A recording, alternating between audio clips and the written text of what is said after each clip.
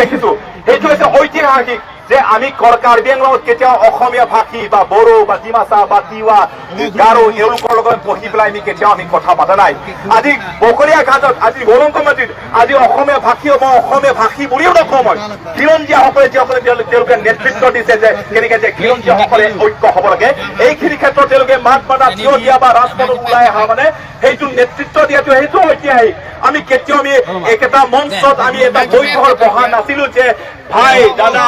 বাইদেউসকল যে অসমীয়া ভাষীসকল যিসকল লোক ইয়াত খিলঞ্জীয়াৰ মাজত বিভাজন হৈ থকা ভাগ ভাগ হৈ থকা সাতাম পুৰুষীয়া যিটো অসমীয়া ভাগ ভাগ হৈ থকা এইটো আমি কেনেকে যে বিভাজন হৈছিলো ভাগ ভাগ কেনেকে হৈছিলো এই কথাষাৰ কেতিয়া আমি আলোচনা কৰা নাছিলো বা কেতিয়া আমি বিবেচনা কৰা নাছিলো কিন্তু যে আজি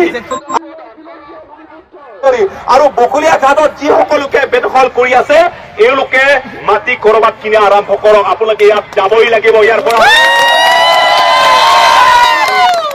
কাৰ্বি আংলং এতিয়া মাত্ৰ কাৰ্বি হৈ থকা নাই কাৰ্বি আংলঙৰ ভূমিপুত্ৰ এতিয়া অসমীয়া আছে অসমীয়া ভাষী আছে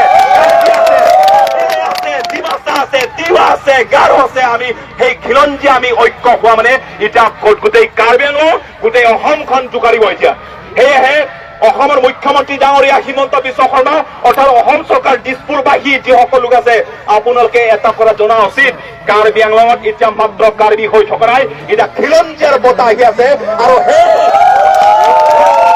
খিলঞ্জীয়া বঁটাটো গোটেই অসমখন